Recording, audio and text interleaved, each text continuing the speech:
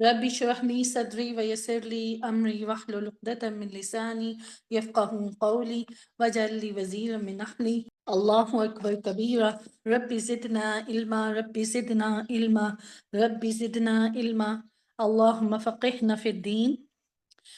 تو جیسے کہ کل یا شاید اسے ایک دن پہلے کچھ ہم نے قرآن مجید پڑھنے پڑھانے والوں کے بارے میں جانا، تو اب انشاءاللہ تھوڑا سا آپ کو ایک واقعے سے بات بتاؤں گی۔ حضرت عبداللہ بن مسعود رضی اللہ تعالیٰ عنہ بچپن میں ہی ایمان کی دولت سے سرفراز ہو گئے۔ ایمان لانے کے بعد حضر اور سفر میں سائے کی طرح رسول اللہ صلی اللہ علیہ وسلم کے ساتھ رہنے لگے۔ قرآن مجید سیکھنے میں گہری دلچسپی لیتے، ایک رات کے دوران نماز اونچی آواز میں تلاوت کر رہے تھے کہ رسول اللہ صلی اللہ علیہ وسلم مسجد میں تشریف لائے اور کھڑے ہو کر تلاوت سنتے رہے۔ پھر صحابہ کرام کی طرف متوجہ ہو کر فرمایا، جسے یہ بات پسند ہو کہ وہ قرآن مجید کو اسی لہجے میں پڑھے۔ تو کیا تھا کہ اللہ کے نبی کے سامنے حضرت عبداللہ بن مسعود رضی اللہ تعالیٰ عنہ قرآن پڑھ رہے تھے، تو اللہ کے نبی توجہ سے ان کی قرآن کی تلاوت سن رہے تھے۔ تو اللہ کے نبی نے باقی بھی تمام صحابہ کو بلا کر یا ان کو متوجہ ہو کر فرمایا، جسے یہ بات پسند ہو کہ وہ قرآن مجید کو اسی لہجے میں پڑھے جس میں وہ نازل ہوا ہے، تو عبداللہ بن مسعود رضی اللہ تعالیٰ عنہ کی قرآت کا انداز اپنائے۔ قرآن فہمی کے بارے میں حضرت عبداللہ بن مسعود خود فرمایا کرتے تھے، اس اللہ کی قسم جس کے علاوہ کوئی دوسرا الہ نہیں، اسی کے فضل و کرم سے مجھے قرآن مجید کی ہر آیت کے بارے میں علم ہے کہ وہ کہاں نازل ہوئی، اس کا شان نزول کیا ہے۔ جب مجھے پتہ چلتا ہے کہ فلاں شخص قرآن مجید کے بارے میں مجھ سے زیادہ معلومات رکھتا ہے، تو میں اس کی خدمت میں حاضر ہو کر علم حاصل کرنے کی کوشش کرتا ہوں۔ تو کیا آج ہمیں شوق و ذوق ہے علم حاصل کرنے کا؟ تو حضرت عبداللہ بن عمرو کی تلاوت کا یہ شوق تھا کہ قرآن مجید حفظ کرنے کے بعد رات بھر میں سارا قرآن ختم کر لیتے۔ نبی کرم صلی اللہ علیہ وسلم نے انہیں فرمایا، مجھے ڈر ہے کہ تمہاری عمر لمبی ہوگی، عمر بھر یہ پابندی کرنی تمہارے لیے مشکل ہوگی۔ جیسے ہم رات کو فلمیں ختم کر کے سوتے ہیں نا، تو صحابہ ایک ایک رات میں ایک ایک قرآن ختم کر کے سوتے تھے۔ تو لہٰذا مہینہ بھر میں ایک مرتبہ قرآن مجید ختم کیا کرو، یعنی روزانہ ایک پارہ۔ حضرت عبداللہ بن عمرو نے عرض کیا، یا رسول اللہ صلی اللہ علیہ وسلم، میں اس سے زیادہ طاقت رکھتا ہوں۔ آپ صلی اللہ علیہ وسلم نے فرمایا، اچھا پھر 10 دن میں ختم کر لیا کرو۔ حضرت عبداللہ رضی اللہ تعالیٰ عنہ نے پھر عرض کیا کہ رسول اللہ صلی اللہ علیہ وسلم، میں اس سے بھی زیادہ طاقت رکھتا ہوں۔ آپ صلی اللہ علیہ وسلم نے فرمایا، اچھا 7 دن میں ختم کر لیا کرو۔ حضرت عبداللہ رضی اللہ تعالیٰ عنہ نے عرض کیا، یا رسول اللہ، میں اس سے بھی زیادہ طاقت رکھتا ہوں۔ آپ صلی اللہ علیہ وسلم نے مزید کم کرنے کی اجازت نہ دی۔ حضرت اکرمہ رضی اللہ تعالیٰ عنہ ایمان لانے کے بعد دن رات قرآن مجید کی تلاوت میں مصروف رہتے، قرآن مجید اپنے چہرے پر رکھ لیتے، فرماتے، میرے رب کی کتاب، میرے رب کا کلام، پھر خشیت الہی سے رونے لگتے۔ صحابہ کو قرآن پڑھ کر رونا آتا تھا، جیسے آج ہمیں کچھ چھوٹی سی چیز نہ ملے تو ہمیں پھر رونا آتا ہے، صحابہ کو قرآن پڑھ کر رونا آتا تھا۔ حضرت اسید بن خضر قرآن مجید سن کر ایمان لائے۔ قرآن مجید کے ایسے شدائی بنے کہ ایمان لانے کے بعد قرآن مجید کے ہی ہو کر رہ گئے۔ دوسرے لوگ رات کو جب نیند کی آغوش میں چلے جاتے، حضرت اسید بن حضیر رات کی تنہائی میں خوشحالی سے قرآن مجید پڑھنا شروع کر دیتے۔ ایک رات تلاوت کر رہے تھے، آسمان سے روشن قندیلیں نازل ہوتی نظر آئیں۔ حضرت اسید رضی اللہ تعالیٰ عنہ نے رسول اللہ صلی اللہ علیہ وسلم کی خدمت میں حاضر ہو کر یہ واقعہ بیان کیا، تو رسول اللہ صلی اللہ علیہ وسلم نے فرمایا، یہ تو فرشتے تھے جو تمہاری تلاوت سننے کے لیے آسمان سے نازل ہوئے تھے۔ اگر تم تلاوت جاری رکھتے تو فرشتے بالکل تمہارے قریب آ جاتے، لوگ انہیں اپنی آنکھوں سے دیکھتے۔ اللہ اکبر کبیرہ والحمد للہ کثیرہ وسبحان اللہ بکرۃ واصیلا۔ ان لوگوں کو کتنی قرآن سے محبت تھی، کہ آج مجھے اور آپ کو قرآن سے محبت ہے؟ اللہ کرے اگر نہیں ہے تو ہمیں بھی قرآن سے محبت ہو جائے۔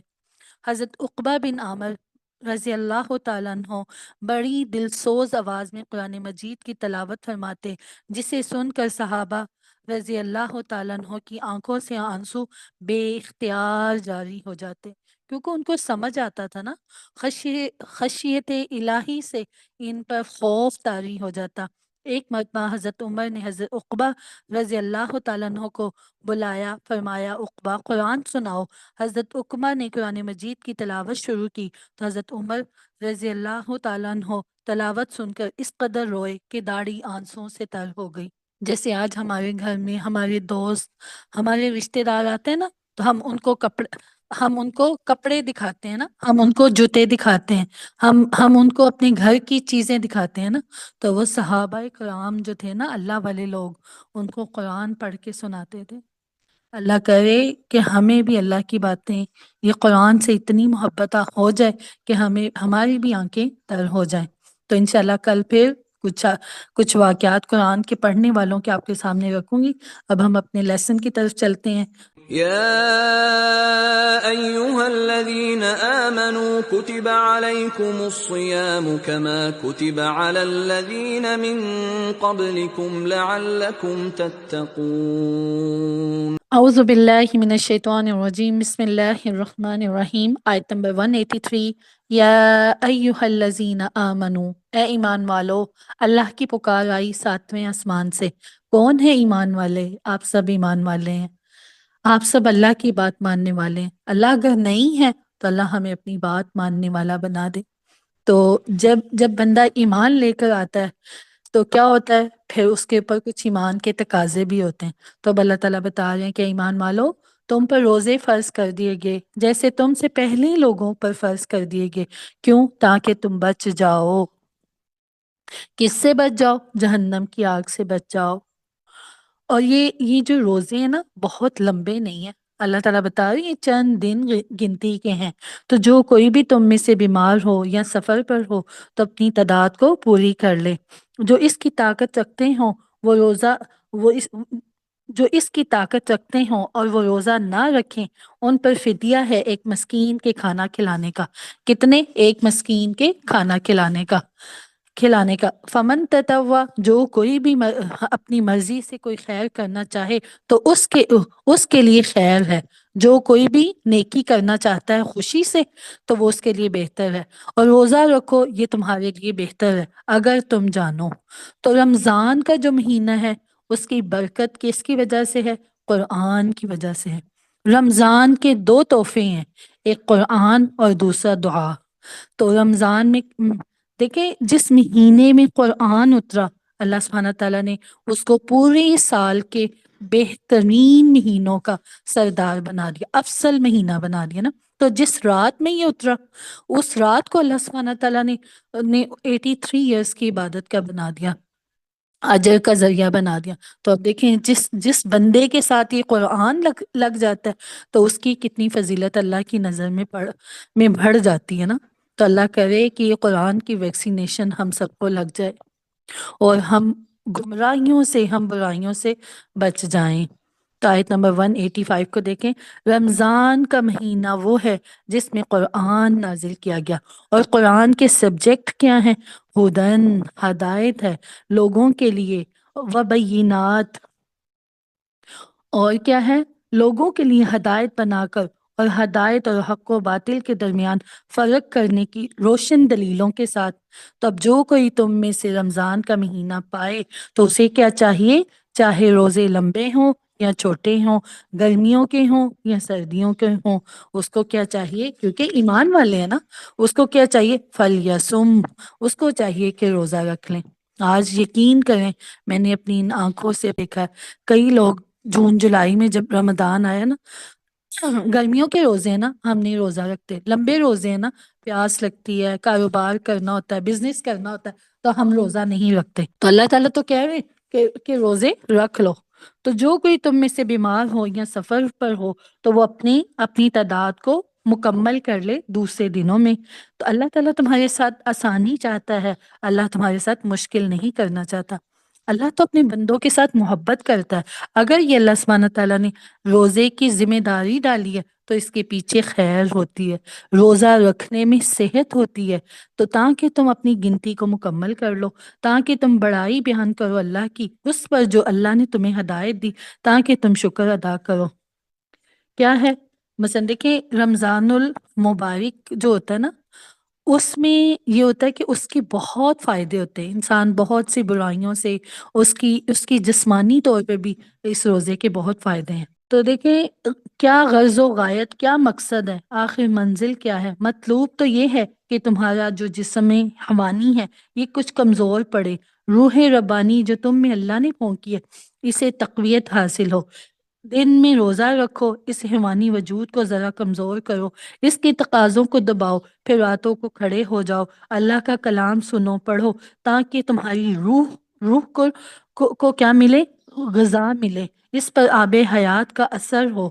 نتیجہ یہ نکلے گا کہ خود تمہارے اندر سے تقرب اللہ کی ایک پیاس ابھرے گی۔ تو دوسرا کیا ہے؟ وَإِذَا سَأَلَكَ، اور جب میرے بندے آپ سے پوچھتے ہیں میرے بارے میں تو میں قریب ہوں۔ اللہ تعالیٰ کہتے ہیں جب بھی، وین ایور، جہاں کہیں بھی کھڑے ہو کے میرے بندے مجھے پکارتے ہیں تو میں ان کی پکار سنتا ہوں۔ تو بس انہیں بھی چاہیے کہ میرا حکم مانیں، مجھ پر ایمان لائیں تاکہ وہ صحیح راہ پر رہیں۔ وہی بات ہے نا، ہم تو مائل بکرم ہے، کوئی سائل ہی نہیں، راہ دکھلائیں کسی راہ رو منزل ہی نہیں۔ تو اللہ تعالیٰ کو تو در ہر وقت کھلا ہوا ہے، ہم ہی اویلیبل نہیں ہوتے، ہم ہی اللہ سے مانگنے والے نہیں ہوتے۔ تو رمضان کے کرنے کے کام ہے، ایک ہم نے روزہ رکھنا ہے، اور دوسرا ہم نے کیا کرنا ہے، اس میں قرآن کے ساتھ اپنے تعلق کو اور مضبوط کرنا ہے، تیسرا ہم نے دعائیں مانگنی ہیں۔ دعائیں جو ہوتی ہیں نا انسان کی کبھی بھی ضائع نہیں جاتی۔ دعا کے 3 درجے ہوتے ہیں، ایک اللہ تعالیٰ بندے کی دعا کو قبول کر لیتے ہیں، دوسرا اگر اس پہ کوئی مشکل ہوتی ہے، آنے والی ہوتی ہے، اللہ اس کو دور کر دیتے ہیں، تیسرا جب مرنے کے بعد اللہ سبحانہ تعالیٰ اس کو اتنا بڑا خزانہ دیں گے، اس کو سرپرائز ملے گا اللہ کی طرف سے، تو بندہ اللہ سے پوچھے گا اللہ یہ کیا ہے؟ تو اللہ تعالیٰ فرمائیں گے کہ یہ وہ ہیں تیری دعائیں جو تو دنیا میں مانگا کرتا تھا نا، تو میں نہیں قبول کرتا تھا، یہ اس کے بدلے میں اس کا صلہ ہے۔ تو بندہ خواہش کرے گا کہ کاش میری ایک بھی دعا قبول نہ ہوئی ہوتی۔ تو ہم نے دعائیں مانگ کر مایوس نہیں ہونا۔ تو اللہ تعالیٰ سے دیکھیں، ہم کسی دوسرے سے مانگے، اس کو مانگنا اچھا نہیں لگتا، جب اللہ سے مانگتے ہیں نا تو اللہ سے مانگنا اللہ کو اچھا لگتا ہے۔ اللہ کو یہ نہیں اچھا لگتا کہ اللہ کو چھوڑ کر کسی دوسرے سے مانگے، تو ہم سب اللہ سے مانگنے والے ہو جائیں۔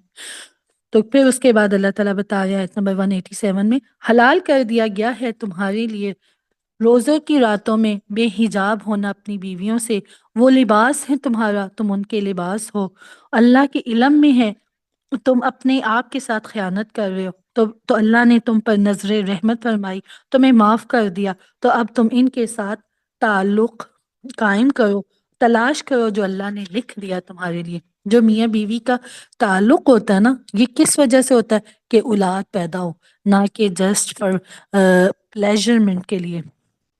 دیکھیں اللہ تعالیٰ بتا رہے ہیں نا کہ اس وجہ سے جو کتب لکم، اللہ نے تمہارے لیے لکھ دیا، اور کھاؤ پیو یہاں تک کہ واضح ہو جائے تمہارے لیے فجر کی سفید داری رات کی سیاہ دھاری سے، پھر رات تک روزے کو مکمل کرو، ان سے مباشرت مت کرو جبکہ تم مسجدوں میں حالت اعتکاف میں ہو۔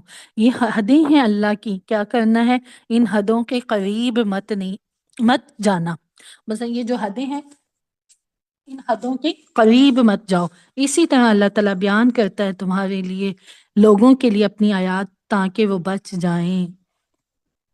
بار بار دیکھیں، جیسے قرآن شروع ہوا ہے تقوی کی بات ہوئی، کہ بار بار دیکھیں تقوی کی بات ہو رہی ہے نا۔ قرآن کا مقصد کیا؟ تقوی۔ روزے کا مقصد کیا ہے؟ تقوی۔ تو اللہ تعالیٰ کہہ رہے ہیں آیت نمبر 188 میں کہ اگر تم حلال سے رک جاتے ہو رمضان کے مہینے میں تو باقی 11 مہینوں میں حرام سے بھی رک جاؤ۔ تو اسی لیے آیت 188 میں اللہ تعالیٰ بتا رہے ہیں وَلَا تَأْكُلُوا، تم اپنے مال آپس میں باطل طریقوں سے ہڑپ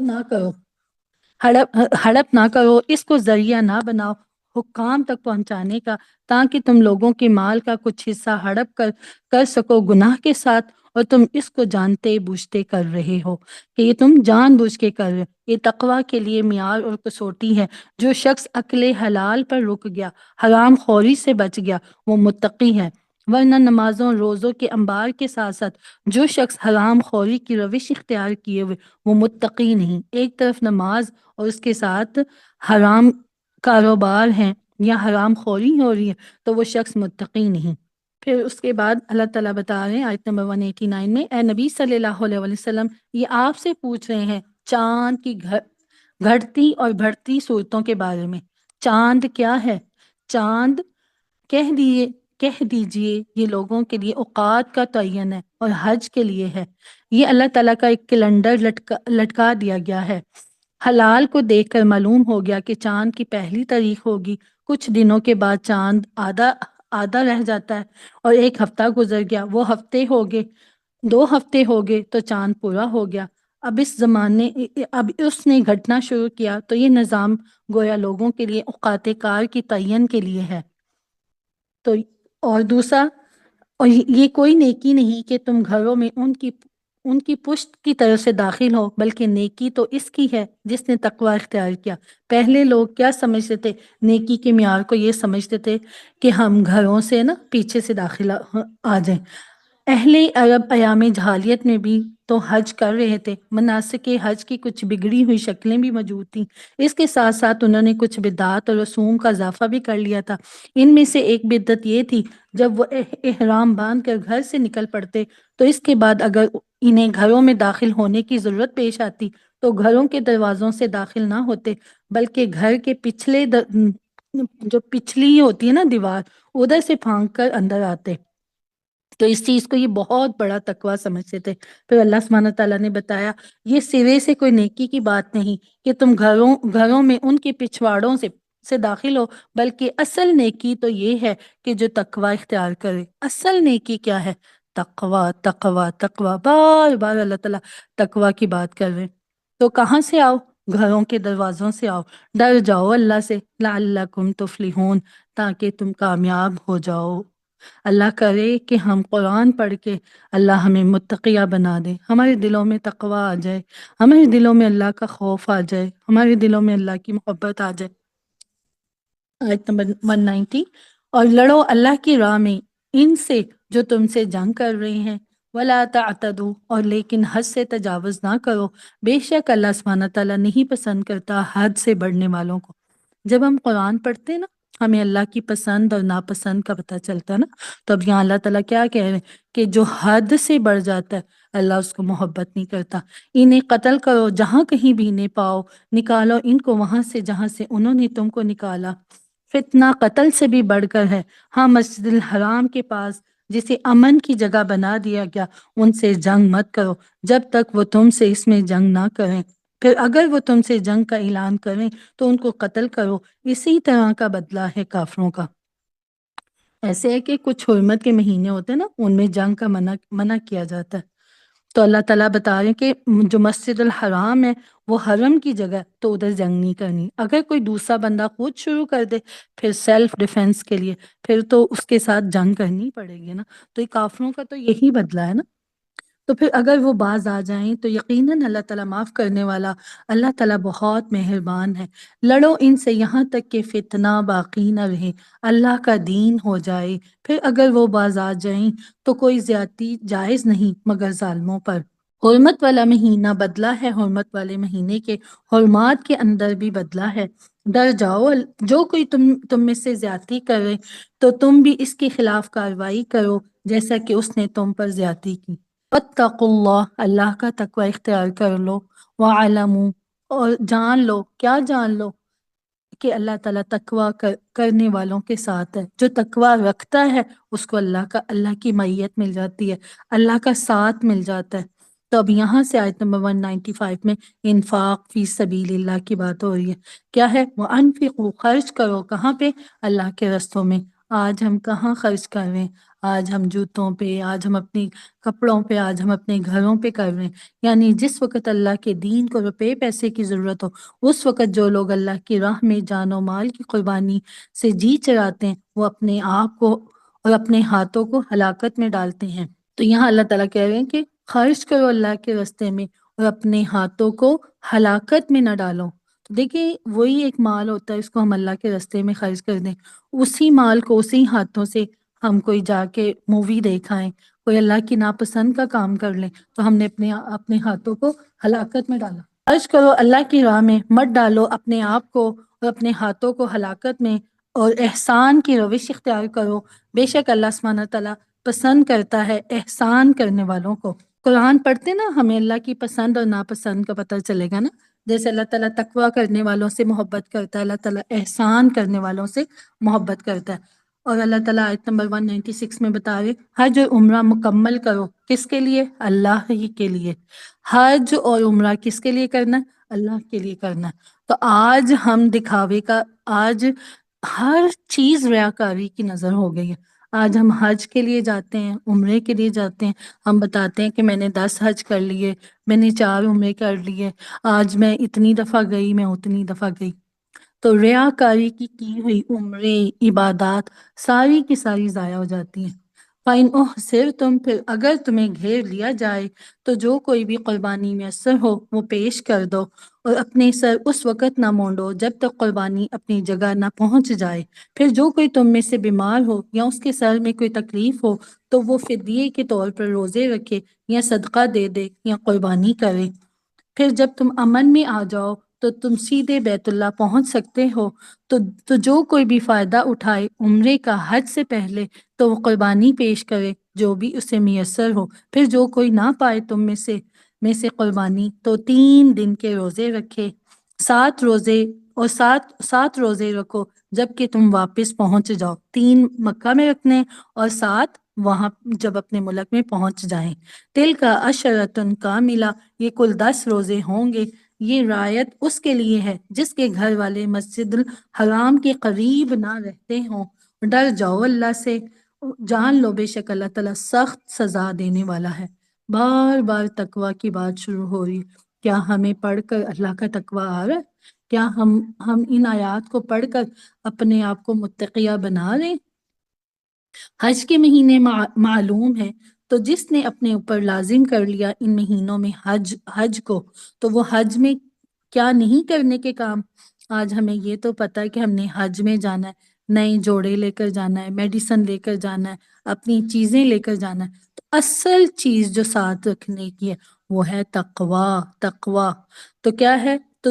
تو جس نے حج کا ارادہ کر لیا تو وہ کیا نہ کرے، فلا رفسا، تو اس کو خبردار رہنا چاہیے کہ حج کے دوران نہ تو شہوت کی کوئی بات کرنی ہے، نہ فسق اور فجور کی، نہ لڑائی جھگڑے کی۔ تو جو کوئی بھی تم نیکی کا کام کرو گے اللہ اس کو جانتا ہے۔ دیکھیں، لاکھوں کا مجمع ہوتا ہے حج کے اندر، ہے نا؟ تو اگر ہم کسی کو پانی کا گلاس پلا دیتے ہیں، نہیں بھی کسی کو پتہ چلتا، تو اللہ اس کو جانتا ہے۔ تو جہاں کہیں بھی ہم کوئی بھی نیکی کرتے ہیں تو اللہ سبحانہ تعالیٰ اس کو جانتے ہیں۔ تو زیادہ راہ ساتھ لے لیا کرو، کہ ہم یہ نہ سمجھیں کہ اللہ کے گھر میں جا رہے ہیں تو اب اللہ ہی ہمیں دے۔ تو زیادہ راہ اپنے خرچ کا سامان ساتھ لے لیا کرو، لیکن ساتھ ہی بتا دیا کہ بہتر زیادہ راہ کیا ہے؟ تقوی ہے۔ تقوی کیا ہے؟ وہ فورس جو ہمیں گناہوں سے بچاتی ہے۔ اس کے 2 معنی لیے گئے، ایک تو یہ کہ بہترین زیادہ راہ تقوی ہے، یعنی سفر حج میں مادی زیادہ راہ کے علاوہ تقوی کی پونجی بھی ضروری ہے۔ اگر آپ نے اخراجات سفر کے لیے روپیہ پیسہ تو وافر لے لیا، لیکن تقوی کی پونجی نہیں رکھی، تو دوران حج اچھی سہولیات تو حاصل کر لیں گے مگر حج کی روح اس کی برکات سے محروم رہیں گے۔ تو لیکن اس کا ایک دوسرا مفہوم بھی بہت اہم ہے کہ اگر انسان خود اپنا زیادہ راہ ساتھ نہ لے تو پھر وہاں دوسروں سے مانگنا پڑتا ہے۔ تو اس طرح یہ تقوی سے مراد سوال سے بھی بچنا، کہ لوگوں سے بھی نہیں مانگنا، یعنی بہتر یہ کہ زیادہ راہ لے کر چلو تاکہ تمہیں کسی کے سامنے سائل نہ بننا پڑے۔ اگر تم صاحب استطاعت نہیں ہو تو حج تم پر فرض ہی نہیں۔ تو ایک شے جو تم پر فرض نہیں کی، اس کے لیے کیوں خواہ مخواہ دوسروں سے مانگنا؟ وہاں جا کر بھیک مانگنا یا یہاں سے بھیک مانگ کر چندہ اکٹھا کر کے جانا قطعاً غلط حرکت ہے۔ وَاتَّقُونِی، ڈر جاؤ، کون؟ یا اولی الباب، اے ہوش مندو، اے عقل والو، اللہ سے ڈر جاؤ۔ تم پر اس کام میں کوئی گناہ نہیں کہ تم سفر حج کے دوران اپنے رب کا فضل بھی تلاش کرو۔ کیا مطلب؟ اب جیسے کوئی یہاں سے حج کے لیے جاتا ہے، اگر کوئی اس کا بزنس ہے، وہ کوئی کپڑا کوئی جوتا ساتھ لے لیتا ہے، وہاں جا کے وہ سیل کر دے تو اس میں کوئی حرج نہیں ہے۔ بس جب تم عرفات سے واپس لوٹو تو اللہ کو یاد کرو مسجد الحرام کے نزدیک۔ اللہ اکبر کبیرہ۔ وقوف عرفات حج کا رکن اعظم ہے، یہ سب سے بڑا رکن ہے۔ رسول اللہ صلی اللہ علیہ وسلم کا ارشاد ہے، الحج العرفہ، یعنی اصل حج تو عرفہ ہی کا ہے۔ اگر کسی سے حج کے باقی تمام مناسک رہ جائیں، صرف قیام عرفہ میں شمولیت ہو جائے تو اس کا حج ہو گیا۔ باقی جو چیزیں رہ گئی ہیں ان کا کفارہ ادا کیا جائے گا، لیکن اگر کوئی شخص عرفات کے قیام میں شریک ہی نہیں تو پھر اس کا حج نہیں ہوا۔ ایام حج کا ٹائم ٹیبل نوٹ کیجئے۔ 8 ذی الحجہ کو مکہ مکرمہ سے نکل کر رات مینا میں گزارنا ہوتی ہے۔ اگلا 9 ذی الحجہ یوم عرفہ ہے۔ اس روز صبح کو عرفات کے لیے قافلے چلتے ہیں۔ کوشش یہ ہوتی ہے کہ دوپہر سے پہلے وہاں پہنچ جایا جائے۔ وہاں پر ظہر کے وقت ظہر اور عصر دونوں نمازیں ملا کر پڑھی جاتی ہیں۔ اس کے بعد غروب آفتاب تک عرفات کا قیام ہے جس میں کوئی نماز نہیں۔ بعض یعنی روایتی عبادت کے سب دروازے بند ہیں۔ اب کیا ہے؟ صرف دعا ہے۔ اگر آپ کے اندر دعا کی ایک روح پیدا ہو چکی ہے، آپ اپنے رب سے ہم کلام ہو سکتے ہیں، آپ کو حلاوت مناجات حاصل ہو گئی ہے، تو بس دعا مانگتے رہیے۔ قیام عرفہ کے دوران کھڑے ہو کر یا بیٹھے ہوئے جس طرح بھی ہو اللہ سے دعائیں مانگے، یا اس میں اگر کسی وجہ سے کمی ہو جائے تو آدمی تلاوت کرے، لیکن عام نماز اب کوئی نہیں۔ 9 ذی الحجہ کو وقوف عرفات کے بعد مغرب کی نماز کا وقت ہو جانے کے بعد عرفات سے روانگی ہے، لیکن وہاں مغرب کی نماز پڑھنے کی اجازت نہیں، بلکہ اب مزدلفہ میں جا کر مغرب اور عشاء دونوں نمازیں جمع کر کے ادا کرنی ہے۔ رات وہیں کھلے آسمان تلے بسر کرنی، یہ مزدلفہ کا قیام ہے۔ مشعر حرام ایک پہاڑ کا نام ہے جو مزدلفہ میں واقع ہے۔ تو یہ تھا مختصر حج کا طریقہ۔ تو اللہ تعالیٰ سے یہ دعا ہے کہ اللہ سبحانہ تعالیٰ ہم سب کو حج کی سعادت نصیب فرما۔ اللہ جو لوگ جا رہے ہیں تو اللہ تعالیٰ ان کے لیے جانا آسان کر دے۔ تو اللہ تعالیٰ جن کے پاس مال نہیں ہے تو اللہ سبحانہ تعالیٰ ان کو لے جا۔ تو ماشاءاللہ لا قوت الا باللہ، لاسٹ ایئر سراۃ القرآن کے ماشاءاللہ 30+ اسٹوڈنٹس ماشاءاللہ اللہ تعالیٰ ان کو حج پر لے کر گیا تھا۔ تو وہ کہتے ہیں کہ جب سے ہم قرآن سے جڑے اللہ نے ہماری زندگیاں بدل دی، اللہ نے ہماری دعائیں سننا شروع کر دی۔ تو اللہ جو بہنیں تڑپ رہی ہیں حج کے لیے تو اللہ تعالیٰ ہم سب کو اپنے گھر کا حج کرا دے۔ اللہ تعالیٰ تو خود ہی کہتا ہے کہ قرآن کی محفلوں میں دعائیں قبول ہوتی ہیں۔ تو اللہ تعالیٰ ہم سب کو اپنے گھر کا حج کرا دے۔ اللہ جنہوں نے حج کر لیا تو اللہ تعالیٰ ان کو اس حج پہ عمل کرنے والا بنا دے۔ تو اللہ کو ایسے یاد کرو جیسے اس نے تمہیں سکھایا، جیسے اس نے تمہیں ہدایت دی۔ یقیناً اس سے پہلے تو تم گمراہوں میں سے تھے، پھر تم بھی وہیں سے پلٹو جہاں سے سب لوگ پلٹتے ہیں۔ اللہ سے استغفار کرو، اللہ سے معافیاں مانگو۔ یقیناً جب تم اللہ سے معافی مانگو گے تو اللہ تعالیٰ بخشنے والا اور رحم کرنے والا۔ ہم گناہ کر رہے ہوتے ہیں اور ساتھ ساتھ کہہ رہے ہوتے ہیں کہ اللہ تعالیٰ معاف کرنے والا ہے، اللہ تعالیٰ معاف کرنے والا ہے۔ تو یہاں دیکھیں کیا ہے کہ پہلے معافی، پھر اس کے بعد اللہ تعالیٰ کو معاف کرنے والا اور رحم کرنے والا پائیں گے۔ جب تم اپنے مناسک حج ادا کر سکو تو اب اللہ کا ذکر کرو جیسا کہ تم اپنے اباء و اجداد کا ذکر کرتے ہو، بلکہ اس سے بھی زیادہ شد و مد کے ساتھ اللہ کا ذکر کرو۔ جیسے ایسا ہوتا تھا وہاں پہ لوگ حج پہ جاتے تھے نا، حج کرنے کے بعد جیسے آج ہمارے یوزلی شادیوں کے فنکشن کے بعد راتوں کو بیٹھے گپ شپ لگ رہی ہوتی ہے نا، تو وہ ایک ایونٹ بنا لیا تھا۔ حج کرنے کے بعد لوگ آپس میں گپ شپ لگاتے، اپنے رشتہ داروں کو، اپنے خاندان کو ڈسکس کرتے، جیسے آج ہم کرتے ہیں۔ آپ کے کتنے بچے ہیں، آپ کے ماں باپ کیا کرتے تھے، آپ کے باپ کا کیا بزنس تھا، آپ کے کتنے گھر ہیں، کتنی گاڑیاں ہیں، اس طرح کے نا۔ تو وہاں پہ بھی لوگ حج کے بعد نا ذکر مثلا اپنے اباء و اجداد کا ذکر کرتے تھے۔ تو اللہ نے منع کر دیا کہ باتوں میں نہ پڑو، دعائیں مانگیں، اللہ سے اپنے تعلق کو مضبوط کریں۔ تو یہ اللہ تعالیٰ بات ہمیں سمجھانا چاہ رہے ہیں۔ تو اب جو لوگ حج میں جاتے ہیں تو کیا ہے لوگوں میں سے وہ بھی ہیں جو یہی کہتے رہتے ہیں اے ہمارے رب ہمیں دنیا ہی میں دے دے، ایسے لوگوں کے لیے آخرت میں کوئی حصہ نہیں۔ تو کیا ہمیں سیکھنے کو مل رہا ہے کہ حج پہ جا کے صرف دنیا ہی دنیا نہیں مانگنی کہ اللہ مجھے گھر دے دے، اللہ میرے بچوں کے اچھے نصیب کر دے، اللہ مجھے یہ دے دے وہ دے دے، مانگنا مانگنا مانگنا، صرف دنیا ہی نہیں مانگنی، مانگے اللہ میری بیٹی کو اچھا گھر دے دے، اللہ میری بیٹی کو دین والا گھر دے دے، اللہ مجھے اولاد دے دے، اللہ مجھے دین والی اولاد دے دے۔ دنیا کے ساتھ کیا مانگنی ہے، آخرت میں مانگنی ہے۔ تو اسی لیے اللہ تعالیٰ نے بتا دیا کہ وَمِنْهُمْ مَنْ يَقُولُ، ان میں سے جو یہ کہتے ہیں، یعنی عرض حرم میں پہنچ کر دوران حج بھی ان کی ساری دعائیں دنیاوی چیزوں ہی کے لیے ہیں، وہ مال کے لیے، اولاد کے لیے، ترقی کے لیے، دنیاوی ضروریات کے لیے، اپنی مشکلات کے حل کے لیے دعا کرتے ہیں، اس لیے کہ ان کے دلوں میں دنیا رچی بسی ہوئی ہے۔ جیسے بنی اسرائیل کے دلوں میں بچھڑے کا تقدس اور اس کی محبت تھی، اسی طرح ہمارے دلوں میں بھی دنیا کی محبت بسی ہوئی ہے، وہاں جا کر بھی دنیا ہی مانگتے ہیں۔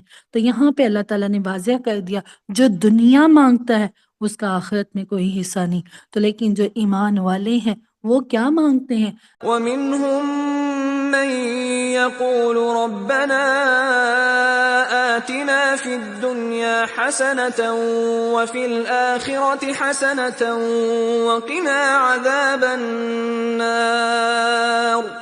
ربنا آتنا فی الدنیا حسنۃ وفی الآخرۃ حسنۃ وقنا عذاب النار۔ آمین۔ پروردگار ہمیں اس دنیا میں بھی خیر عطا فرما، آخرت میں بھی خیر عطا فرما، ہمیں آگ کے عذاب سے بچا لے۔ تو یہی ہے وہ لوگ، انہی لوگوں کے لیے حصہ ہوگا اس میں سے جو انہوں نے کمایا۔ اللہ تعالیٰ تو جلد حساب لینے والا ہے، اللہ تعالیٰ بہت جلدی اپنے بندوں کا حساب لینے والا ہے۔ وَاذْكُرُوا، یاد کرو اللہ کا گنتی کے چند دنوں میں، یہ گنتی کے چند ہی دن ہیں حج کے لیے۔ جیسے ہم اپنے گھروں سے کوئی 30 ڈیز کا پیکیج ہے، کوئی 15 دن کا پیکیج ہے، تو وہاں پہ دنیا کے پیچھے نہیں بھاگنا۔ تو انفارچونیٹلی آج جب ہم حج کے لیے جاتے ہیں تو پاکستان میں بھی ہم کیا کرتے ہیں، بازاروں میں دھکے کھاتے گھومتے پھرتے سوٹ کیس ہی بھرتے رہتے ہیں۔ جب وہاں اللہ کے گھر چلے جاتے ہیں تو وہاں جا کر بھی ہم وہاں کے بڑے بڑے شاپنگ مال، وہاں سے کبھی ہم کھجوریں اکٹھی کر رہے ہیں، کبھی جائے نماز اکٹھا کر رہے ہیں، کبھی تسبیحاں اکٹھا کر رہے ہیں۔ تو اصل چیز جو لے کر آنے کی ہے اور لے کر جانے کی ہے وہ ہے اللہ کا تقوی، اللہ کا خوف، اللہ کی محبت، اللہ کے ساتھ جڑنے کا ہے۔ دیکھیں ایک بیٹی کینیڈا اتنی دور سے آئے اپنی ماں سے ملنے کے لیے، ماں سے ملے ہی نہ، ماں سے دکھ سکھ کرے ہی نہ، تو یہاں آ کے بھی اس کو کپڑے جوتے، تو ماں کی کیا حالت ہوگی۔ تو آج ہم یہی حال کرتے ہیں، ہم اللہ کے گھر جاتے ہیں، اللہ سے اتنی باتیں کرتے نہیں، اللہ سے اتنی دعائیں مانگتے نہیں، تو بازاروں میں گھوم پھر کے وہاں سے چیزیں اکٹھی کر کے لے کر آتے ہیں۔ پھر جب ہم واپس آتے ہیں ہمیں ہوتا ہے فلاں نے دعوت کی، اس کو کیا دینا، اس کو کیا دینا لینا۔ انہی چکروں میں ہم اپنے جو اصل چیز لینے کی ہے وہ ہم لیتے نہیں ہیں، ہم نقلی چیزیں لے لیتے ہیں۔ پھر اللہ تعالیٰ کہتے ہیں اللہ کا ذکر کرو ان چند دن گنتی کے، تو جو کوئی 2 دن ہی میں جلدی سے واپس آ جائے تو اس پر کوئی گناہ نہیں، جو پیچھے رہے تو اس پر بھی کوئی گناہ نہیں، بشرطیہ وہ تقوی اختیار کرے۔ کہ جو کوئی پیچھے رہ جائے تو اس پر بھی کوئی گناہ نہیں، شرط یہ کہ وہ تقوی اختیار کرے۔ واتقوا اللہ، ڈر جاؤ، وَاعْلَمُوا، اور جان لو، کیا جان لو، انکم الیہ تحشرون، تم سب کو اللہ ہی کی طرف اکٹھا کیا جائے گا۔ آج تو نہیں جاتے، آج گھر بھی ہے، مال بھی ہے، دولت بھی ہے، پیسہ بھی ہے، آج تو اللہ کے گھر حج کے لیے نہیں جاتے، آج تو اللہ کے گھر عمرے کے لیے نہیں جاتے کہ بچیاں جوان ہیں۔ آج تو بہانے بازیاں کرتے ہو نا، تو مر کے تو اللہ کی طرف جانا ہے نا، ڈر جاؤ۔ تو جو بھی صاحب استطاعت ہونے کے باوجود حج یا عمرہ نہیں کرتا تو اللہ کے نبی کی حدیث ہے کہ وہ چاہے یہودی ہو کر مرے یا چاہے کیا ہے کافر ہو کر مرے، تو اللہ کو اس سے کوئی پرواہ نہیں ہے۔ تو اگر ہمارے سب کے پاس زیور 30 تولے، 5 تولے، 25 تولے پڑا ہوا ہے، تو اگر ہم پھر نہیں حج کرتے نا تو پھر اللہ تعالیٰ ہم سے ناراض ہوگا دیکھیں ایک لمحہ لگتا ہے موت آنے میں، تو ہم اپنی جو فرض، جب ایک چیز فرض ہو گئی ہے پھر ہم کیوں اس کو شیطان کے بہکاووں میں پیچھے ڈالیں؟ تو آپ سب سے ریکویسٹ ہے کہ ہم اپنا بے شک زیور بیچ کے، اپنا پلاٹ بیچ کے، اگر ہم پہ فرض ہو چکا ہے تو ہم اپنے فرض کو پورا کریں، تو بہانے بازیوں کو چھوڑ دیں۔ پھر اس کے بعد اللہ تعالیٰ آیت نمبر 204 میں بتا رہے لوگوں میں سے کوئی شخص ایسا بھی ہے جس کی باتیں تمہیں بہت ہی اچھی لگتی ہے دنیا کی زندگی میں، اور وہ اللہ کو بھی گواہ ٹھہراتا ہے اپنے دل پر، مثلا قسمیں کھاتا ہے نا کہ میں سچا ہوں، میں بڑا ہی سچا ہوں۔ جو منافق ہوتا ہے نا، جو جھوٹا ہوتا ہے، وہ سب سے زیادہ قسمیں کھاتا ہے۔ تو حالانکہ اللہ تعالیٰ بتا رہا ہے کہ وہ واقعہ وہ شدید ترین دشمن ہے۔ جب وہ پیٹ پھیر کر جاتا ہے تو زمین میں بھاگ کر دوڑتا ہے تاکہ اس میں فساد مچائے، کھیتی اور نسل کو تباہ کرے۔ یہ لوگ جب آپ صلی اللہ علیہ وسلم کے پاس سے ہٹتے ہیں تو ان کی ساری بھاگ دوڑ اس لیے ہوتی ہے کہ زمین میں فساد مچائیں، لوگوں کی کھیتیاں اور جانیں تباہ و برباد کریں۔ تو اللہ تعالیٰ جو فساد کرنے والے ہوتے ہیں اللہ ان کو پسند نہیں کرتا۔ کیا میں تو اللہ کی زمین پہ فساد نہیں کرتی؟ کیا میں اپنے بھائی کے گھر، اپنے رشتہ داروں کی طرف جا کے کوئی فساد تو نہیں کرتی؟ اور جب ان سے کہا جاتا ہے کہ اللہ سے ڈرو تو جھوٹی عزت نفس اس کو گناہ پر آمادہ کر دیتی ہے۔ جب ان سے کہا جاتا ہے کہ اللہ سے ڈرو تو جو جھوٹی عزت ہوتی ہے نا، وہ بندے کو گناہ پر آمادہ کر دیتی ہے۔ جب ایسے شخص کو کہا جاتا ہے کہ تم اللہ کا خوف کرو، اللہ سے ڈرو، تم باتیں ایسی خوبصورت کرتے ہو، عمل تمہارا اتنا گھنونا ہے، ذرا سوچو تو صحیح، اس کو اپنی جھوٹی انا، عزت نفس گناہ پر اور جما دیتی ہے۔ ایک شخص وہ ہوتا ہے جس سے خطا ہو گئی، اس نے اپنی غلطی کو تسلیم کر لیا اور پھر اپنی اصلاح کر لی، جبکہ ایک شخص وہ ہے جس کا طرز عمل یہ ہوتا ہے کہ میں کیسے مان لوں کہ میری غلطی ہے، اس لیے نہ اور جھوٹی عزت نفس اسے گناہ پر آمادہ کرتی ہے اور اس کو ہٹنے نہیں دیتی۔ تو ایسے شخص کا انجام کیا ہوگا؟ ایسے شخص کا انجام جہنم ہوگا، اور جہنم ایسے شخص کے لیے کافی ہوگی۔ اور جہنم کیسی ہے؟ وَلَبِئْسَ الْمِہَادُ، تو یقیناً جو جہنم ہے وہ بہت ہی برا ٹھکانہ ہے۔ اللہ سبحانہ تعالیٰ ہم سب کو جہنم کے ٹھکانے سے بچائے۔ اللہ سبحانہ تعالیٰ ہم سب کو جنت الفردوس میں اعلیٰ مقام دے۔ تو لوگوں میں ایک شخص ہے جو بیچ دیتا ہے اپنی جان کو اللہ کی رضا کے لیے۔ اللہ کرے کہ ہم ان میں سے ہو جائیں، ہم بھی اپنے مال کو، اپنی زندگی کو، اپنے لمحوں کو اللہ کی رضا کے لیے بیچ دیں۔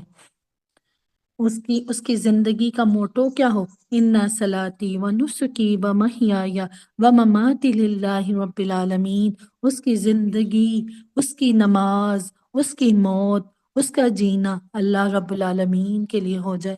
اللہ ہمیں ان میں سے کر دے۔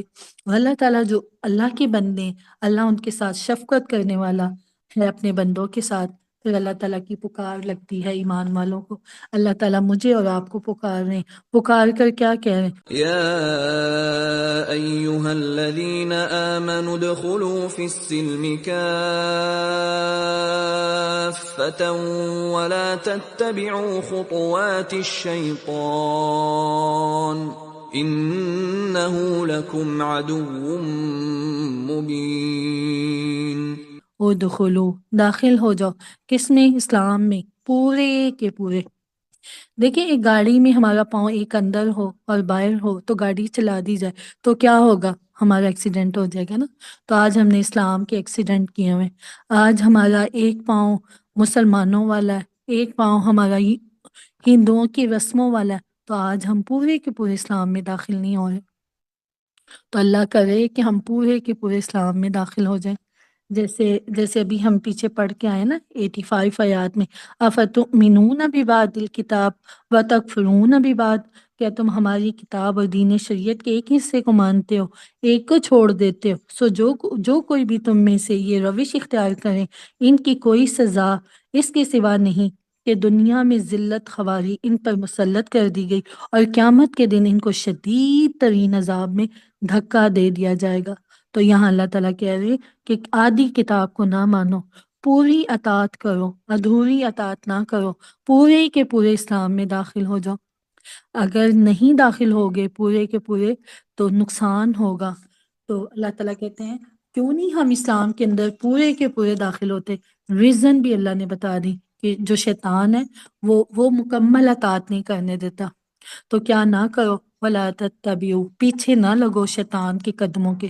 تو آج ہم کیا رحمان کے قدموں کے پیچھے لگتے ہیں یا شیطان کے قدموں کے پیچھے لگتے ہیں؟ اللہ ہمیں رحمان کے قدموں کے پیچھے لگنے والا بنا دے. اور شیطان ہے کیا تمہارے لیے؟ شیطان تمہارے لیے کھلم کھلا دشمن ہے. اللہ ہم اپنے دشمن کو پہچاننے والے بن جائیں. پھر اگر تم پھسل گئے اس کے بعد بھی کہ تمہارے پاس کھلی نشانیاں آ گئی، اتنی آیتیں پڑھ لیں، اتنا قرآن پڑھ لیا. دیکھیں ماشاءاللہ کتنے سال، 3-4 سال ہو گئے نا آپ لوگ قرآن کے ساتھ لگے ہوئے. تو سمجھے کہ یہ آیت اللہ مجھے کہہ رہا ہے کہ اگر پھر تم پھسل گئے واضح نشانیاں آ جانے کے بعد، تو جان لو ان اللہ، بے شک اللہ تعالیٰ غالب اور حکمت والا ہے. اس میں دھمکی ہے، پھر اللہ کی پکڑ بھی بہت سخت ہے. پھر یہ کہ وہ حکیم بھی ہے، اس کی پکڑ میں بھی حکمت ہے. اگر اس کی طرح سے پکڑ کا معاملہ نہ ہو تو پھر دین کا پورا نظام بے معنی ہو کر رہ جاتا ہے. اگر اللہ کی طرف سے کسی گناہ پر پکڑ ہی نہیں تو پھر یہ آزمائش کیا ہوئی؟ پھر جزا سزا جنت اور دوزخ کا معاملہ کیا ہوا؟ تو دیکھیں پہلے اللہ نے کہا اسلام کی گاڑی میں پورے کے پورے داخل ہو جانا. پھر اس کے بعد اللہ نے بتایا شیطان کے قدموں کے پیچھے نہ لگو، وہ تمہارا دشمن ہے. اگر پھر بھی تم پھسل گئے تو پھر جان لو کہ اللہ تعالیٰ غالب حکمت. تو اب اللہ تعالیٰ اس آیت 210 کہ تم کس چیز کا انتظار کر رہے ہو؟ کیا یہ اس کا انتظار کر رہے آ جائے ان پر اللہ تعالیٰ بادلوں کے سائبانوں میں فرشتے اور فیصلہ چکا دیا جائے؟ کہ کب اللہ کی بات کو ماننا؟ بیسکلی یہی کہ کس چیز کا انتظار کر رہے ہیں. یعنی جو لوگ اللہ تعالیٰ کی طرف سے واضح احکامات، تنبیہات آ جانے کے بعد بھی اللہ کے احکامات کو نہیں مان رہے، اپنی حرکتوں سے باز نہیں آ رہے، تو اس بات کے منتظر ہیں کہ اللہ تعالیٰ ان کو اپنا جلال دکھائے، فرشتوں کی افواج ظاہر ہو جائے، پھر ان سے حساب لے لیا جائے. انسان کا جو نفس اسے ایک تو یہ پٹی پڑھاتا ہے کہ دین کے اس حصے پر تو آرام سے عمل کرتے رہو جو آسان ہے، باقی پھر دیکھا جائے گا. میٹھا میٹھا ہڑپ اور کڑوا کڑوا تھو تھو کر دو. دوسری پٹی یہ بھی پڑھاتا ہے ٹھیک ہے یہ بھی اللہ کا حکم ہے، دین کا تقاضا بھی ہے، لیکن ابھی ذمہ داریوں سے فارغ ہو جائیں. حج کب کر لیں گے؟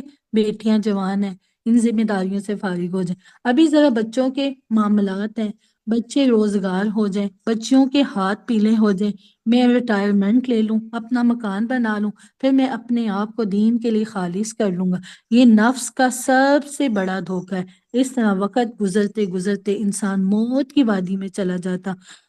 کیا معلوم موت کی گھڑی کب آ جائے. یہ مہلت عمر تو اچانک ختم ہو سکتی ہے.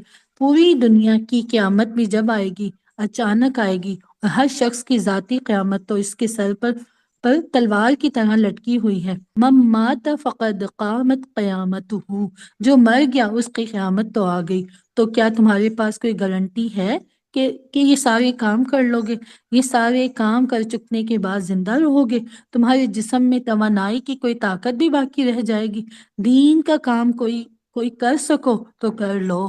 تو تم پھر کس چیز کا انتظار کر رہے ہو سکتا ہے کہ اچانک موت آ جائے. تو کتنی ہم نے اپنی زندگی میں اچانک موتیں دیکھی ہیں. ہم کہتے ہیں بوڑھی ہوں گی پھر میں حجاب لینا شروع ہوں گی، بری ہوں گی تو پھر میں گناہوں کو چھوڑ دوں گی. تو اللہ ہی کی طرف سارے معاملات لٹائے جاتے ہیں.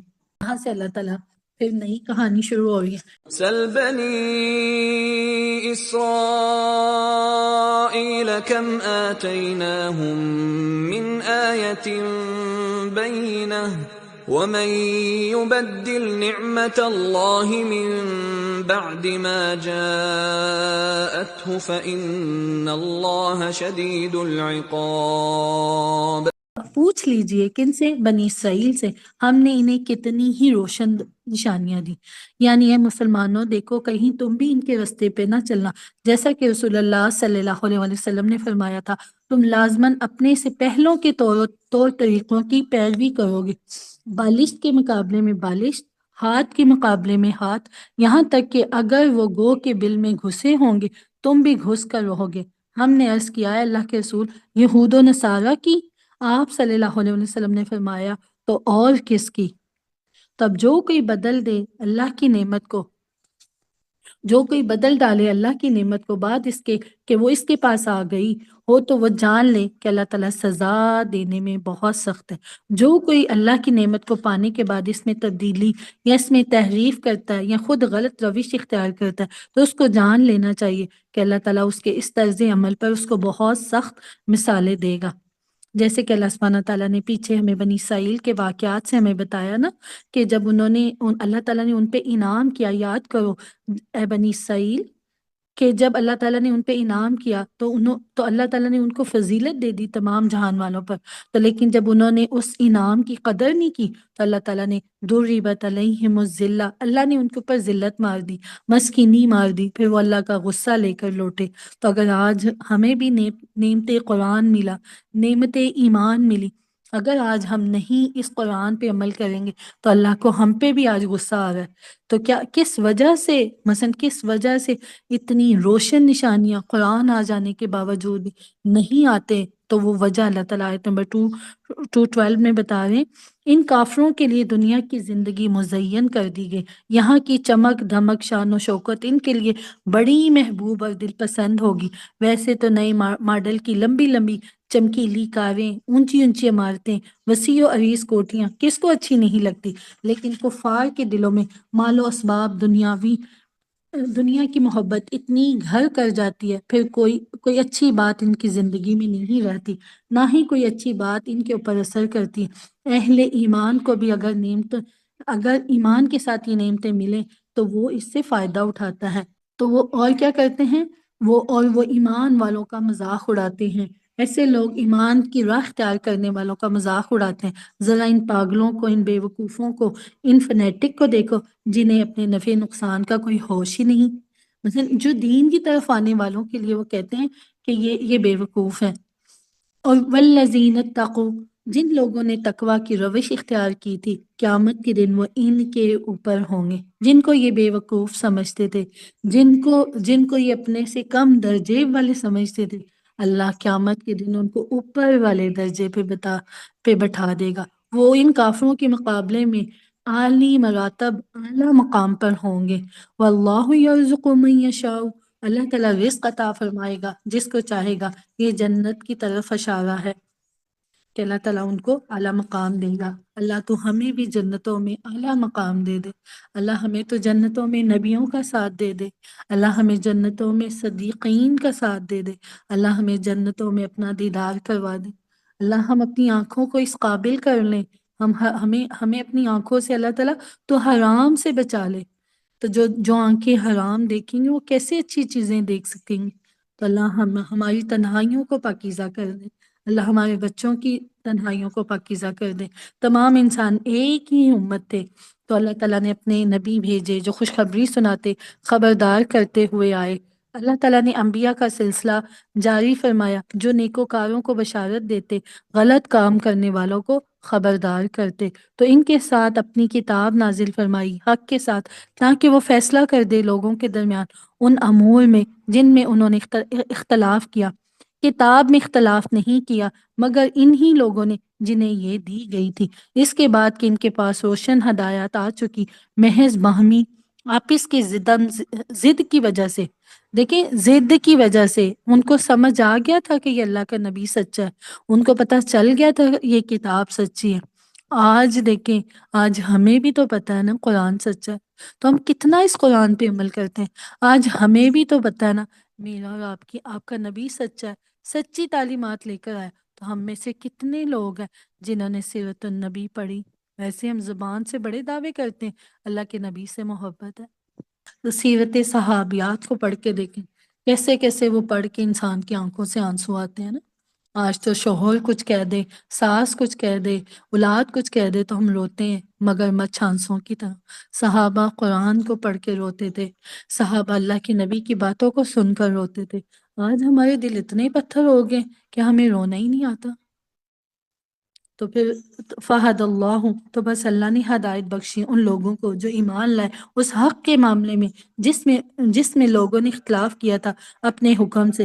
اور اللہ تعالیٰ ہدایت دیتا ہے جسے چاہتا ہے سیدھے رستے کی۔ اللہ تعالیٰ تو ہم سب کو بھی سیدھے رستے کی ہدایت دے دے۔ اب بڑی سخت آیت آ رہی ہے جو بڑی لرزا دینے والی ہے، رلا دینے والی ہے۔ صحابہ کرام میں سے ایک بڑی تعداد مہاجرین کی تھی جو مکہ کی سختیاں جھیل کر آئے۔ ان کے لیے تو اب جو بھی مراحل آنے والے تھے وہ بھی کوئی ایسے مشکل نہیں تھے، لیکن جو حضرات مدینہ منورہ میں ایمان لائے تھے یعنی انصار، ان کے لیے تو یہ نئی نئی بات تھی، اس لیے انہوں نے تو وہ سختیاں نہیں جھیلی تھی۔ مکی صحابہ نے تو مارے بھی کھائی تھی نا، تکلیفیں بھی سہی تھی، لیکن جو مدنی تھے، انصار تھے، انہوں نے تو ایسا نہیں دیکھا تھا نا۔ تو جو مکہ میں مہاجرین نے جھیلی تھی، تو اب روئے سخن جو ہے نا، اب کس کی طرف ہے؟ خاص طور پر ان سے ہے۔ اگرچہ خطاب عام ہے، قرآن مجید میں یہ اسلوب عام طور پر ملتا ہے، الفاظ عام ہے، لیکن روئے سخن کسی خاص طبقے کی طرف ہے۔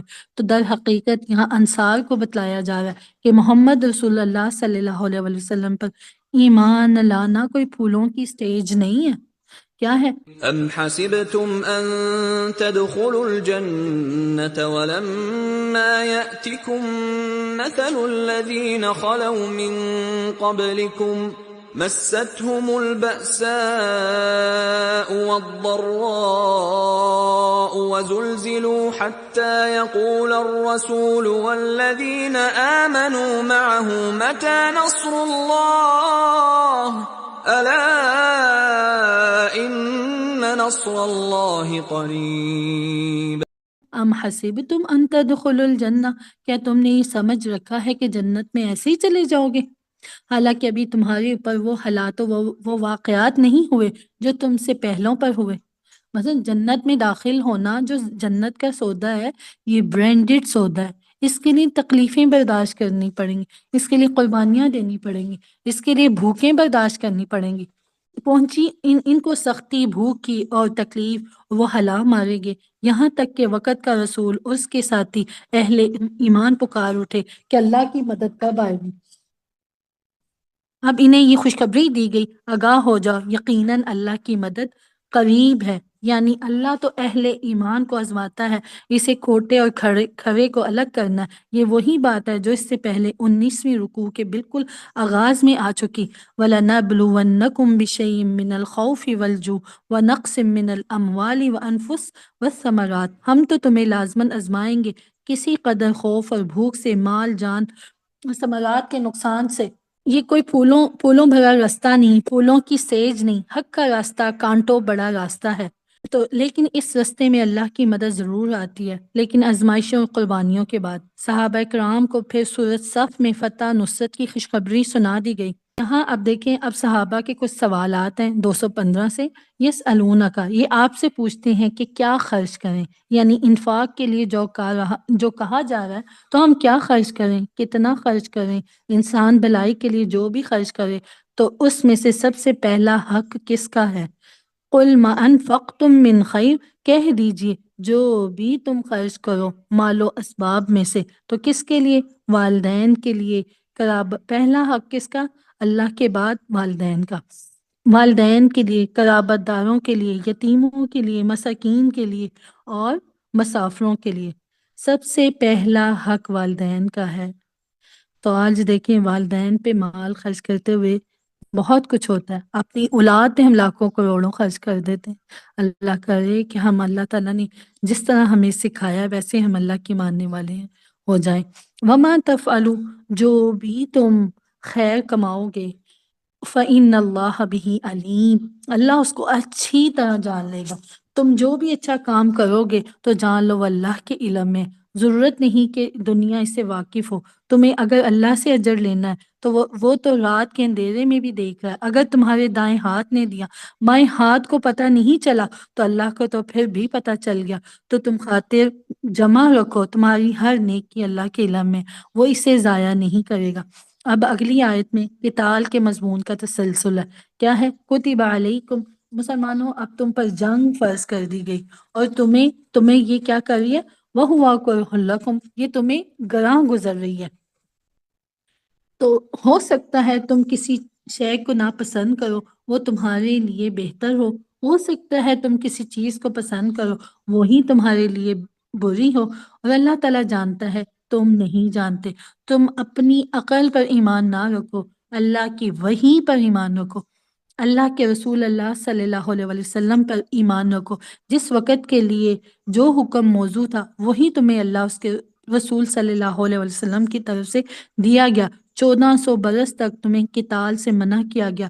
اس وقت تمہارے لیے حکم تھا کفو ایدیکم، اپنے ہاتھ روکے رکھو۔ اب تم پر قتال فرض کیا جا رہا ہے، لہٰذا اب اللہ کے حکم کے آگے سر تسلیم خم کر دو۔ اللہ کرے ہم بھی اللہ کے حکموں کے آگے سر تسلیم خم کر دیں۔ زندگی میں کبھی کوئی چیز ہمیں بہت پسند ہوتی ہے لیکن اس میں خیر نہیں ہوتی، تو کبھی کوئی چیز ہمیں ناپسند ہوتی ہے تو اللہ تعالیٰ نے اس میں خیر رکھی ہوئی ہوتی ہے۔ تو اللہ بہتر جانتا ہے، ہم نہیں جانتے۔ تو اللہ تعالیٰ آیت نمبر 217 میں بتا رہے ہیں، اے نبی صلی اللہ علیہ وسلم، یہ آپ سے پوچھتے ہیں حرمت والے مہینے میں جنگ کے بارے میں، کہ یہ جو حرمت والے مہینے ہیں ان میں جنگ کرنا کیسا۔ ہجرت کے بعد رسول اللہ صلی اللہ علیہ وسلم نے حضرت عبداللہ بن حجش رضی اللہ تعالیٰ عنہ کو چند افراد کے دستے کا کمانڈر بنا کر ہدایت فرمائی تھی، مکہ اور طائف کے درمیان جا کر وادی نخلا میں قیام کریں، قریش کی نقل و حرکت پر نظر رکھیں۔ وادی نخلا میں قیام کے دوران وہاں قریش کے ایک مختصر سے قافلے کے ساتھ لڑائی ہو گئی۔ مسلمانوں کے ہاتھوں ایک مشرک عمرو بن عبداللہ حضرمی مارا گیا۔ اس روز جب کہ آخری تاریخ تھی، رجب کی آخری تاریخ تھی، اور رجب کا مہینہ اشہر الحرم میں سے ہے، مطلب 4 مہینوں کے اندر منع کیا گیا تھا نا، یہ حرمت والے مہینے۔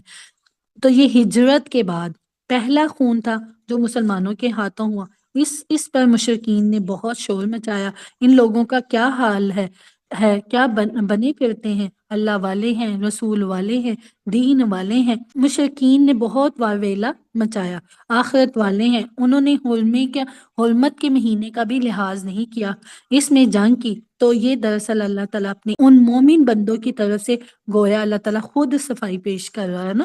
تو فرمایا کہ یہ آپ سے پوچھتے ہیں حرمت والے مہینوں میں قتال کا کیا حکم ہے، تو قل کہہ دیجئے اس میں جنگ کرنا بہت بڑی گناہ کی بات ہے، لیکن اس سے بھی بڑا گناہ کیا ہے، لیکن اللہ کے رستے سے روکنا، اس کا کفر کرنا، مسجد الحرام سے رکنا، حرم کے رہنے والوں کو وہاں سے نکالنا، اللہ کے نزدیک اس سے بھی کہیں بڑا گناہ ہے۔ یہ وہ سنگین جرائم ہے جن کا ارتکاب کون کر رہے تھے؟ مشرکین مکہ کی طرف سے ہو رہا۔ تو یہاں فرمایا گیا کہ سب کام اشہر الحرم میں جنگ کرنے سے بھی بڑے جرائم ہیں، لہٰذا ان کے سد باب کے لیے اگر اشہر الحرم میں جنگ کرنی پڑے جائے تو کوئی حرج نہیں، اور فتنہ قتل سے بھی بڑا گناہ ہے۔ تو بیسیکلی اللہ تعالیٰ بتا رہے ہیں کہ یہ اس سے بھی بڑے گناہ ہیں۔ یہ لوگ تم سے جنگ کرتے رہیں یہاں تک کہ لٹا دیں تمہیں اپنے دین سے، اگر وہ ایسا کر سکتے۔ وہ تو اس پر تلے ہوئے ہیں کہ تمہیں تمہارے دین سے پھیر دیں، یہاں تک کہ مشرکین مکہ کی طرف اشارہ ہو رہا ہے، کیونکہ اب یہ غزوہ بدر کی تمہید چل رہی ہے، اس کے بعد غزوہ بدر ہونے والا ہے، اس لیے اہل ایمان کو ذہنی طور پر تیار کیا جا رہا ہے، انہیں آگاہ کیا جا رہا ہے کہ مشرکین کی جنگ کا مقصد تمہارے دین سے برگزشتہ کرنا ہے، وہ تمہیں اپنی بھرپور کوشش کرتے رہیں گے، اگر ان کا بس چلے تو تمہیں تمہارے دین سے لٹا کر واپس لے جائیں۔ تو اللہ تعالیٰ نے بتا دیا جو کوئی بھی دین سے پھر جائے، اسی حالت میں اس کو موت آ گئی تو وہ کافر ہے۔ تو یہی ہیں وہ لوگ جن کے ساری نیکیاں برباد ہو گئی دنیا میں اور آخرت میں، تو یہی ہیں وہ لوگ رہنے والے آگ کے اور ہمیشہ آگ میں رہیں گے۔ پہلے اس نے جتنی بھی نیکیاں کی ہوں، کتنی ہی نمازیں پڑھی ہوں، کتنا ہی اللہ کے راستے میں خرچ کیا ہو، صدقات دیے ہوں، جو کچھ بھی کیا، سب کا سب زیرو کا زیرو، صفر کا صفر رہ گیا۔ تو اللہ تعالیٰ ہمیں ہمیشہ مومن اور ایمان کی حالت میں موت دینا۔ کہتے ہیں کہ انسان اتنا قریب جنت کے ہوتا ہے کہ ایک ہاتھ قریب ہوتا ہے، اسے ایک ایسا گناہ ہو جاتا ہے کہ وہ ایک گناہ اس کو جہنم میں لے جاتا ہے، اور ایک شخص اتنا قریب جہنم کے ہوتا ہے کہ وہ ایک ایسی نیکی کر لیتا ہے کہ اس کی وہ نیکی اس کو جنت میں لے جاتی ہے۔ تو ہر وقت ہم چوکنے رہیں، ہر وقت ہم اپنے جو شیطان ہمارا دشمن ہے اس کے بارے میں ہم الرٹ رہیں کہ وہ ہمیں کئی بار غلا کر ہم سے کوئی ایسا گناہ نہ کرا دے جو ہمارے جہنم میں جانے کا سبب بن جائے۔ تو جہنم بہت ہی بری چیز ہے، پھر اس کے بعد اللہ تعالیٰ بتا رہے ہیں آیت نمبر 218 میں، اس کے برعکس جو لوگ ایمان لائے، جنہوں نے ہجرتیں کی، اللہ کے راستے میں کوششیں کی، جہاد کیا، تو یہی ہیں وہ لوگ جو اللہ کی رحمت کی امیدوار ہیں۔ اللہ کی رحمت پانے کے اسباب کیا ہیں؟ ہجرتیں کرنا، اللہ کے راستے کی کوششیں کرنا، ایمان لانا۔ یہاں ان لوگوں پر بڑا لطیف ہے جو خود تو حرام کے راستے پر جا رہے ہیں، لیکن یہ امید لگائے بیٹھے ہیں کہ اللہ ان پر رحم فرمائے گا۔ اللہ ایسی روش اختیار کرنے والوں پر رحمت نہیں فرماتا۔ اللہ کی رحمت کا مستحق بننا پڑتا ہے۔ اللہ کی رحمت کا مستحق وہی ہے جو ایمان، ہجرت، جہاد فی سبیل اللہ کا راستہ اختیار کرتا ہے۔ ایسے لوگ اللہ کی رحمت کے طلبگار ہیں۔ اللہ تعالیٰ بخشنے والا، اللہ تعالیٰ بار بار رحم کرنے والا ہے۔ پھر اب یہاں پہ شراب اور جوے کے بارے میں پہلا حکم ہے۔ اے نبی صلی اللہ علیہ وسلم، یہ آپ سے شراب اور جوے کے بارے میں پوچھتے ہیں، تو اے نبی صلی اللہ علیہ وسلم ان سے کہہ دیجئے کہ ان دونوں کے اندر بہت بڑے گناہ ہیں۔ لوگوں کے لیے کچھ فائدے بھی ہیں، لیکن ان کا گناہ ان کے فائدے سے زیادہ بڑا، اکبر، اللہ اکبر ہم بولتے ہیں نا کہ اللہ سب سے بڑا ہے، تو یہ اس کا جو گناہ ہے وہ بھی سب سے بڑا ہے۔ پھر کیا سوال کرتے ہیں، وَيَسْأَلُونَكَ مَاذَا يُنْفِقُونَ، یہ آپ سے پوچھتے ہیں کہ اللہ کی راہ میں کتنا خرچ کریں۔ تو آج ہمارے کیا سوالات ہوتے ہیں؟ آج ہمارے سوالات ہوتے ہیں کہ ہمیں نا کچھ دین کے اندر کوئی ہمیں ریلیکسیشن مل جائے نا۔ آج ہمارے سوالات عمل کے لیے نہیں ہوتے، علم کے لیے ہوتے ہیں کہ مجھے یہ پتہ چل جائے یہ ہماری باجی کون سے فرقے کی ہیں، کون سے گروہ کی ہیں۔ ہم جان بوجھ کے کلاسز کے اندر فقہی سوالات کرتے ہیں نا۔ ہمارا کوئی فرقہ نہیں ہے، ہم مسلمان ہیں، اللہ نے ہمیں مسلمان بنایا ہے، اور اللہ اس کے دین کو، اس کے قرآن کو، اس کی سنتوں کو، اس کی حدیث کو ماننے والے ہیں۔ اللہ تعالیٰ ماننے والے بھی ہیں، اللہ اس میں ہمیں عمل والا بھی بنا دے۔ تو صحابہ سوال کرتے تھے عمل کے لیے، تو وہ آپ سے پوچھتے ہیں ہم کتنا خرچ کریں۔ تو دیکھیں اگر آج میں آپ سے پوچھوں کہ ہم کیا خرچ کریں، تو ہمارے ذہن میں سوال آنا چاہیے نا کہ دیکھیں صحابہ پوچھے تھے ہم کیا خرچ کریں، کہہ دیجئے، یہ اللہ کا جواب ہے، جو ضرورت سے زائد ہو۔ تو کیا میں ضرورت سے زائد خرچ کرتی؟ ہم نے تو اپنی آنے والی جو 20 جنریشن ہے ان کے لیے بھی مال کو جمع کر کے ان کو جوڑ کے رکھا ہوا ہے نا۔ اللہ تعالیٰ کا یہ مطالبہ نہیں کہ تم اپنی ضرورتوں کو پیچھے ڈال دو، بلکہ تم پہلے اپنی ضرورتوں کو پوری کرو، پھر جو تمہارے پاس بچ جائے اسے اللہ کی راہ میں خرچ کر دو۔ اسی طرح اللہ تعالیٰ بیان کرتا ہے تمہارے لیے نشانیاں تاکہ تم غور و فکر کرو۔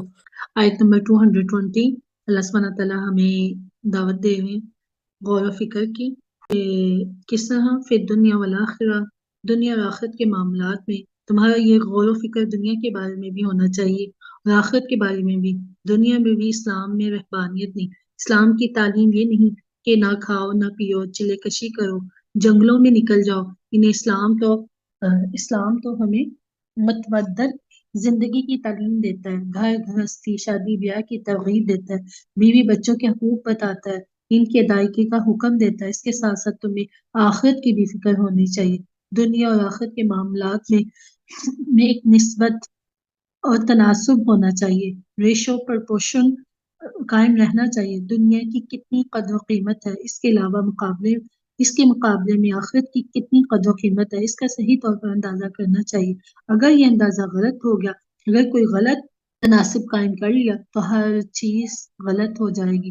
مثال کے طور پر ایک دعا کے نسخے میں کوئی چیز کم تھی، کوئی زیادہ تھی، اگر آپ نے جو چیز کم تھی اسے زیادہ کر دیا، جو اس سے زیادہ تھی اسے کم کر دیا، تو اب ہو سکتا ہے یہ نسخہ شفا نہ رہے، بلکہ یہ نسخہ ہلاکت کا نسخہ بن جائے۔ تو ہمیں کیا کرنا؟ تناسب رکھنا ہے دنیا اور آخرت کا۔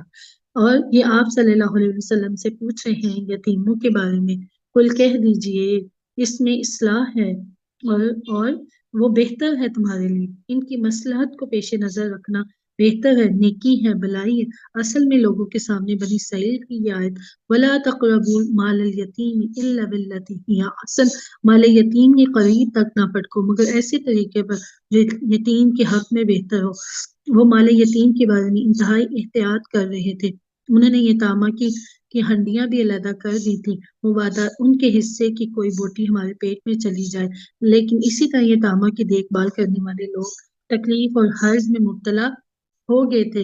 ان کے گھر میں یتیم پرورش پا رہا ہے تو اس کا خرچ الگ طور پر اس کے مال میں سے نکالا جا رہا ہے، اس کے لیے الگ ہڈیاں پکائی جا رہی۔ فرمایا اس حکم سے یہ مقصد نہیں تھا، مقصد یہ تھا کہ کہیں تم یتیم کے مال کو ہڑپ نہ کر جاؤ، اور اگر تم ان کو اپنے ساتھ میں لائے رکھو تو وہ تمہارے بھائی ہیں، اللہ جانتے ہیں مفسد کو بھی اور مصلح کو بھی۔ تو اگر اللہ چاہتا تو تمہیں سختی میں ڈالے رکھتا، بے شک اللہ تعالیٰ زبردست اور حکمت والا ہے۔ مشرک عورتوں سے نکاح نہ کرو جب تک وہ ایمان نہ لے آئیں، ایک مومنہ لونڈی بہتر ہے ایک آزاد مشرکہ عورت سے، اگرچہ وہ تمہیں اچھی ہی کیوں نہ لگتی ہو۔ اپنی عورتیں مشرکوں کے نکاح میں مت دو جب تک کہ وہ ایمان نہ لے آئیں، ایک مومن غلام بہتر ہے ایک آزاد مشرک مرد سے، اگرچہ وہ تمہیں پسند ہو۔ اگر تم مومنہ کو چھوڑ کر مشرکہ سے شادی کرو گے تو اس کا نقصان کیا ہوگا؟ یہ لوگ تمہیں جہنم کی طرف بلا رہے ہیں۔ اللہ تعالیٰ کہہ رہا ہے کہ اگر تم ان سے شادیاں کرو گے، اگر تم ان سے رشتے ناطے جوڑو گے تو یہ تمہیں جہنم کی طرف بلائیں گے۔ تو اللہ تو تجھے بخشش کی طرف بلا رہا ہے، اللہ تو تجھے جنتوں کی طرف بلا رہا ہے، اللہ تعالیٰ تو تمہیں اپنی آیات واضح کر رہا ہے تاکہ تم غور و فکر کر لو۔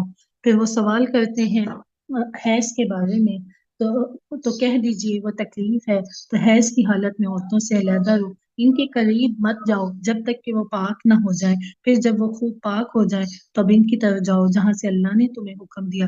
تو اللہ تعالیٰ پسند کرتا ہے تو بار بار توبہ کرنے والوں کو اور پاک صاف رہنے والوں کو۔ اللہ تعالیٰ پسند کرتا ہے نا پاکیزہ کو۔ یہاں سے ہمیں پتہ چلتا ہے کہ جب ہم قرآن پڑھتے ہیں ہمیں اللہ تعالیٰ کی پسند اور ناپسند چیزوں کا پتہ چلتا ہے۔ تو عورتیں تمہاری کھیتیاں ہیں، جہاں سے چاہو تم آؤ اور اپنے آگے کے لیے سامان تیار کرو۔ آج کے دور میں 2 بچے خوشحال گھرانا یہ صحیح نہیں، یعنی اپنے مستقبل کی فکر کرو، اپنی نسل کو آگے بڑھانے کی کوشش کرو۔ اولاد انسان کا اثاثہ ہوتی ہے، بڑھاپے میں اس کا ساتھ دیتی ہے۔ آج تو الٹی گنگا بہائی جا رہی ہے، اولاد کم سے کم پیدا کرنے کی ترغیب دلائی جا رہی، جبکہ ایک زمانے میں اولاد زیادہ بچوں کی قدر کی جاتی تھی۔ آج ہم کہتے ہیں کہ بچے 2 ہی اچھے، تو ایسا نہیں کرنا۔ واتقوا اللہ، ڈر جاؤ اللہ سے، جان لو کہ تم اللہ سے ملاقات کرنے والے ہو۔ جب اللہ سے ملاقات کرو گے تو اللہ پوچھے گا کہ ایسا کیوں کیا۔ شادی کا پرپز صرف لیئر پرپز نہ ہو، ان سے آپ کی نسل چلے۔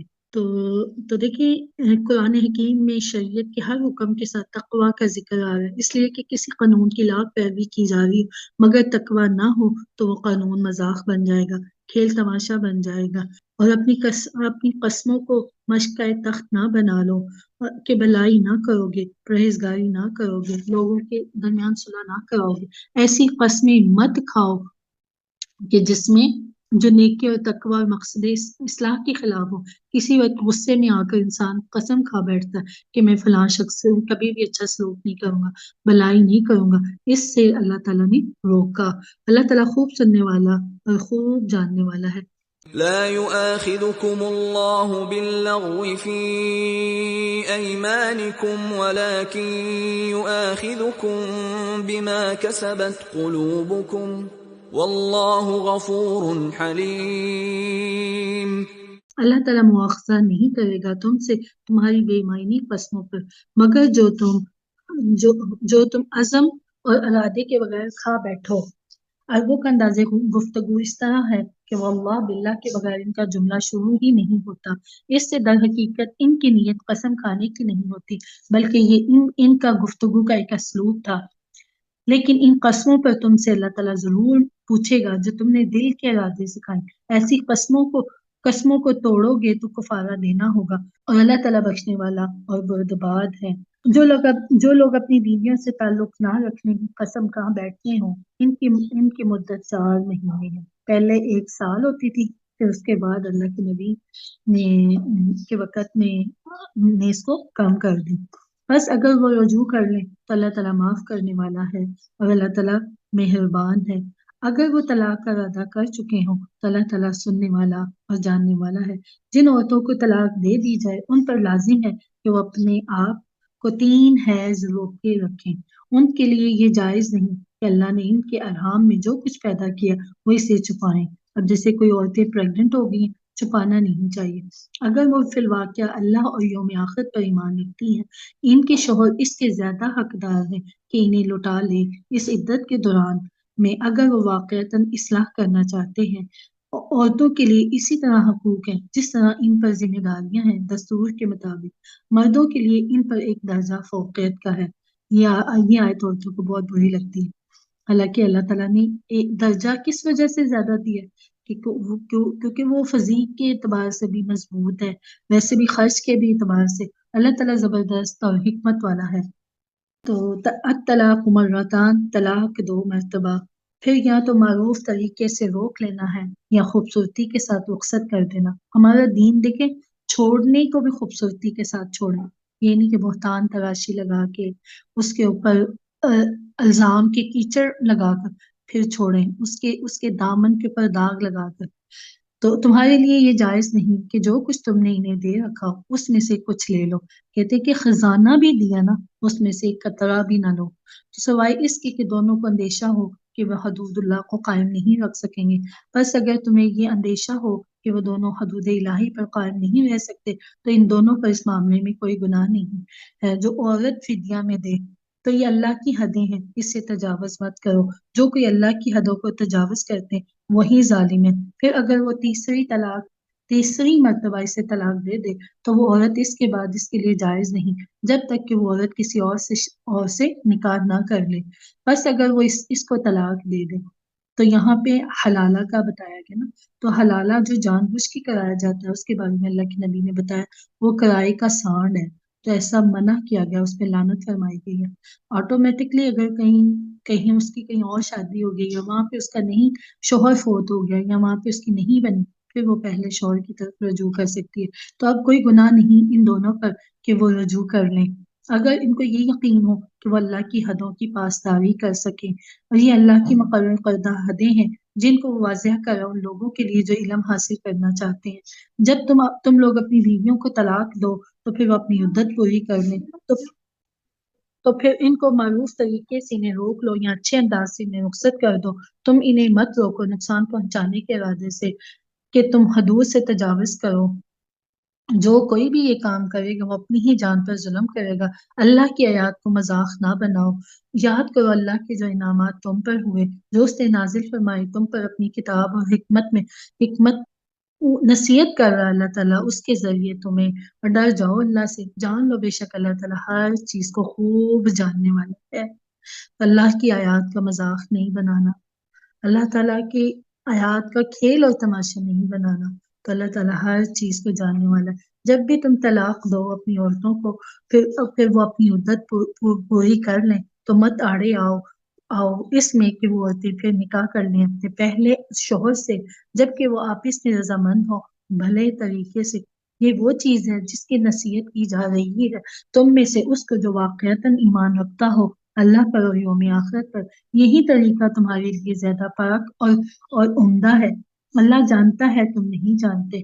مائیں اپنی اولاد کو دودھ پلائیں 2 سال اس شخص کے لیے جو مدت رضاعت پوری کرانا چاہتا ہو۔ بچے والے کے ذمے ہے بچوں کی ماؤں کا کھانا کپڑا دستور کے مطابق، مثلا والد کی سرپرستی ہوتی ہے نا اولاد کی، کسی پر ذمہ داری نہیں ڈالی جاتی مگر اس کی وسعت کے مطابق۔ نہ تو تکلیف پہنچائی جائے کسی والدہ کو اپنے بچے کی وجہ سے، نہ اس کو جس کا وہ بچہ ہے یعنی باپ اس کے بچے کی وجہ سے۔ وارث پر بھی اسی طرح کی ذمہ داری ہے۔ پھر اگر ماں باپ چاہیں دودھ چڑھا لیں 2 برس کے اندر آپس کی رضامندی اور اصلاح سے تو ان پر کچھ گناہ نہیں۔ اگر تم اپنے بچوں کو کسی اور سے دودھ پلوانا چاہو تو بھی تم پر کوئی گناہ نہیں، جبکہ تم بچے کی ماں کو وہ سب کچھ دے دو جس کا تم نے دینا ٹھہرایا تھا دستور کے مطابق۔ ڈر جاؤ اللہ سے، جان لو بے شک اللہ تعالیٰ جو بھی تم عمل کرتے ہو اللہ اس کو دیکھنے والا ہے۔ تو جو آج ہم کام کر رہے ہیں اللہ اس کو بھی دیکھ رہا ہے۔ تو جہاں پہ بھی معاملات کی بات ہوتی ہے وہاں اللہ تعالیٰ دیکھ رہے ہیں، اللہ تعالیٰ تقویٰ کی بات کرتے ہیں۔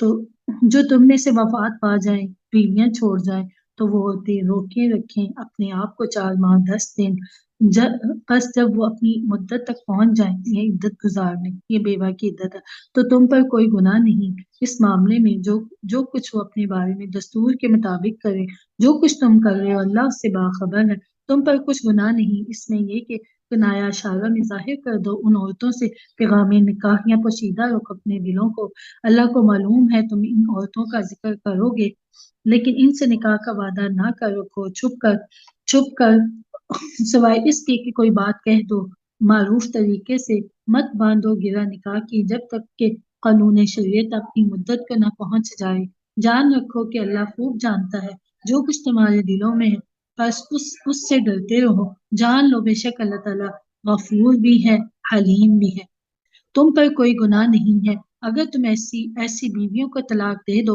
جن کو نہ تم نے ابھی چھوا ہو اور نہ ان کے لیے مہر مقرر کیا ہو، ان کو کچھ خرچ دو صاحب وسعت پر اپنی وسعت کے مطابق، تنگ دست اپنی حیثیت کے مطابق، جو خرچ کی قاعدے کے موافق ہے، یہ حق ہے محسنین پر، مثلا جتنا مالدار ہے وہ اپنی مال کی حیثیت سے دے، اگر کوئی غریب ہے وہ اپنی حیثیت سے دے۔ وَإِن طَلَّقْتُمُوهُنَّ مِن قَبْلِ أَن تَمَسُّوهُنَّ وَقَدْ فَرَضْتُمْ لَهُنَّ فَرِيضَةً فَنِصْفُ مَا فَرَضْتُمْ إِلَّا أَن يَعْفُونَ أَوْ يَعْفُوَ الَّذِي بِيَدِهِ عُقْدَةُ النِّكَاحِ وَأَن تَعْفُوا أَقْرَبُ لِلتَّقْوَىٰ وَلَا تَنْسَوُا الْفَضْلَ بَيْنَكُمْ إِنَّ اللَّهَ بِمَا تَعْمَلُونَ بَصِيرٌ۔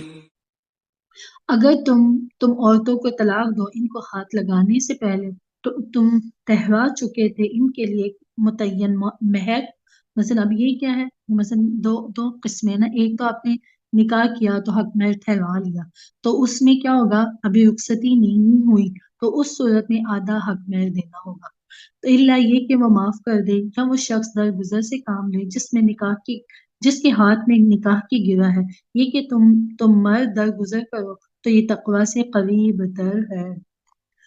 اپنے درمیان احسان کرنا مت بھولو، یقیناً جو کچھ کر رہے اللہ اسے دیکھ رہا ہے۔ کتنا پیارا ہمارا رب ہے، اتنے تو ماں باپ بھی اپنے داماد کو اپنے کہتے ہوئے شرم آتی ہے نا، جھجکتے ہیں، جتنا اللہ کو اپنی بندیوں سے پیار، اللہ کرے ہم بھی اللہ سے پیار کرنے والے بن جائیں۔ حفاظت کرو تمام نمازوں کی اور خاص طور پر بیچ والی نماز، کھڑے ہو جاؤ اللہ کے لیے، پھر اگر تم خطرے کی حالت میں ہو چاہے پیادہ پڑھ لو یا سوار، پھر جب تم امن میں ہو جاؤ تو یاد کرو اللہ کو جیسا کہ اللہ نے تم کو سکھایا اور تم نہیں تھے جانتے، پھر اگر تم خطرے کی حالت میں ہو تو چاہے پیادہ پڑھ لو یا سوار پڑھ لو، پھر جب تم امن میں ہو تو پھر یاد کرو اللہ کو جیسا کہ اس نے تمہیں سکھایا جس کو تم نہیں جانتے تھے۔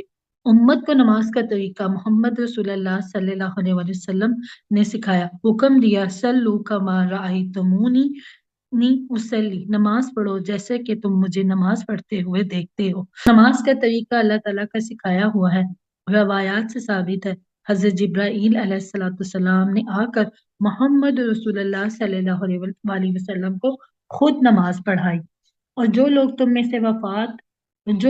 میں سے وفات دے دیے جائیں، چھوڑ جائیں بیویاں، تو وہ وصیت کر جائیں اپنی بیویوں کے لیے 1 سال تک کے لیے نان نفقہ کی، بغیر اس کے کہ انہیں گھر سے نکالا جائے۔ یقیناً اللہ سبحانہ تعالیٰ زبردست اور حکمت والا ہے۔ متعلقہ عورتوں کو بھی ساز و سامان میں زندگی دینا ہے، کیسے؟ اچھے طریقے سے، حقاً علی المتقین، یہ لازمی ہے پرہیزگاروں پر۔ اسی طرح اللہ تعالیٰ اپنی نشانیاں کھول کھول کے بیان کرتا ہے تاکہ تم عقل سے کام لو۔ آیت نمبر 243، کیا تم نے ان لوگوں کے حال پر غور نہیں کیا جو نکل کھڑے ہوئے اپنے گھروں سے جبکہ وہ ہزاروں کی تعداد میں تھے موت کے ڈر کی وجہ سے، تو اللہ نے ان سے کہا مر جاؤ، پھر اللہ نے انہیں زندہ کیا، یقیناً اللہ تعالیٰ تو لوگوں پر بڑا فضل کرنے والا ہے، لیکن اکثر لوگ شکر نہیں کرتے۔ وقاتلوا، لڑو، کہاں پہ؟ اللہ کے راستے میں۔ آج ہم کہاں لڑ رہے ہیں؟ آج تو ہم کپڑوں کی لڑائیاں، جوتوں کی لڑائیاں، لیکن اللہ کے راستے میں جنگ کرو۔ جان لو اللہ تعالیٰ خوب سننے والا، خوب جاننے والا ہے۔ کون ہے جو اللہ کو قرضیں حسنات دے؟ تو اللہ اس کو اس سے کئی گنا بڑھا کر دے گا۔ جب اللہ کے راستے میں جنگ ہوگی تو مال کی بھی ضرورت ہوگی، تو اللہ تعالیٰ کو جو قرضیں حسنات دیں گے، اللہ اس کو دگنا چگنا بڑھا دے گا۔ جو انفاق خالص اللہ کے دین کے لیے کیا جاتا ہے، اسے اللہ اپنے ذمہ قرض حسنہ سے تعبیر کرتا ہے۔ وہ کہتا ہے کہ تم میرے دین کو غالب کرنا چاہتے ہو، میری حکومت قائم کرنا چاہتے ہو، تو جو کچھ اس پر خرچ کرو گے وہ مجھ پر قرض ہے، جسے میں کئی گنا بڑھا کر واپس کروں گا۔ اللہ تنگ دستی بھی دیتا ہے، کشادگی بھی دیتا ہے، اللہ ہی کے اختیار میں ہے۔ کسی چیز کو سکھیڑ دینا، کھول دینا، کسی کے رزق کو تنگ کر دینا یا اس میں اضافہ کر دینا، اور اسی کی طرف تم لوٹائے جاؤ گے۔ ہم سب نے اللہ کے پاس جانا ہے، تو جدھر جانا ہے تو ہم اپنا مال ادھر ہی جمع کرائیں نا، تاکہ ہمیں وہیں پہ جا کر ملے۔ تو کیا تم نے غور نہیں کیا بنی اسرائیل کے سرداروں کے معاملے میں، جو انہیں موسیٰ کے بعد پیش آیا، جبکہ انہوں نے اپنے نبی سے کہا کہ ہمارے لیے کوئی بادشاہ مقرر کر دیجئے، ہم اللہ کی راہ میں جنگ کرنے والے ہیں۔ تو انہوں نے کہا کہ تم سے اس بات کا بھی اندیشہ ہے کہ جب تم پر جنگ فرض کر دی جائے تو اس وقت تم جنگ نہ کرو۔ پہلے تو کہہ رہے تھے کہ کوئی بادشاہ ہو ہم اس کے ساتھ مل کے جنگ کریں، تو ان سے کہا جا رہا ہے کہ اگر تم پہ جنگ فرض کر دی جائے تو اس وقت تم نہ لڑو۔ انہوں نے کہا یہ کیسے ہو سکتا ہے کہ ہم اللہ کی راہ میں قتال نہ کریں، جبکہ ہمیں نکال دیا گیا ہو ہمارے گھروں سے، اپنے بیٹوں سے۔ دشمنوں نے ان کے بیٹوں کو غلام اور ان کی عورتوں کو باندیاں بنا لیا تھا، یہ اپنے ملکوں سے خوف کے مارے بھاگے ہوئے تھے۔ انہوں نے کہا کہ اب ہم جنگ نہیں کریں گے تو کیا کریں گے؟ پھر جب ان پر جنگ فرض کر دی گئی تو سب پیٹھ پھیر کر پھر گئے۔ تولو، منہ پھیر لیا انہوں نے، بہت ہی تھوڑے تھے۔ تو گویا مسلمانوں کو تنبیہ کی جا رہی ہے کہ تم بھی بہت کہتے ہو کہ حضور ہمیں جنگ کی اجازت ملنی چاہیے، لیکن ایسا نہ ہو کہ جب جنگ کا حکم آئے تو تمہیں برا گزرے۔ تو اللہ تعالیٰ ایسے ظالموں سے باخبر ہے۔ دیکھیں جو آج جہاد نہیں کرتا، جنگ نہیں کرتا، اللہ کے دین کو سر بلند نہیں کرتا، اللہ سبحانہ تعالیٰ اس کو ظالم کہہ رہے ہیں۔ ان سے کہا ان کے نبی نے کہ اللہ تعالیٰ نے طالوت کو تمہارا بادشاہ مقرر کر دیا۔ انہوں نے کہا کیسے ہو سکتا ہے اسے ہمارے اوپر بادشاہت ملے، جبکہ ہم زیادہ حقدار ہیں بادشاہت کے، اسے تو مال کی وسعت بھی نہیں دی گئی۔ نبی علیہ الصلوۃ والسلام نے کہا اب جو چاہو کہو، یقیناً اللہ نے اس کو چن لیا ہے تم پر، اسے کشادگی عطا کی علم اور جسم دونوں میں۔ تو دیکھیں علم کی بنیاد پہ اللہ تعالیٰ نے چنا، مال کی بنیاد پر نہیں۔ تو اللہ تعالیٰ جس کو چاہتا ہے اپنی بادشاہت دے دیتا ہے۔ اللہ تعالیٰ بہت وسعت والا اور خوب جاننے والا ہے۔ ان سے کہا ان کے نبی نے کہ طالوت کی بادشاہت کی ایک نشانی یہ ہوگی کہ تمہارے پاس وہ صندوق آ جائے گا جو تم سے چھین چکا ہے، جس میں تمہارے لیے تسکین کا سامان ہے تمہارے رب کی طرف سے، اور کچھ آل موسیٰ اور ہارون کے چھوڑے ہوئے تبرکات ہیں۔ وہ صندوق فرشتوں کی تحویل میں ہے۔ ان فی ذالک، یقیناً اس میں تمہارے لیے بڑی نشانی ہے اگر تم ماننے والے ہو۔ تو پھر جب طالوت اپنے لشکر کو لے کر چلے تو اللہ تعالیٰ نے ان کی آزمائش کی ایک دریا کے ساتھ۔ فمن شرب منہ، تو جو اس میں سے پیٹ بھر کر پیے گا وہ میرا ساتھی نہیں، تو اس میں سے پانی نہیں پیے گا وہ میرا ساتھی ہے۔ تو یہاں پہ دیکھیں اللہ تعالیٰ نے ان کی آزمائش کی، سوائے اس کے کہ کوئی اپنے ہاتھ سے صرف چلو بھر کر پانی پیے۔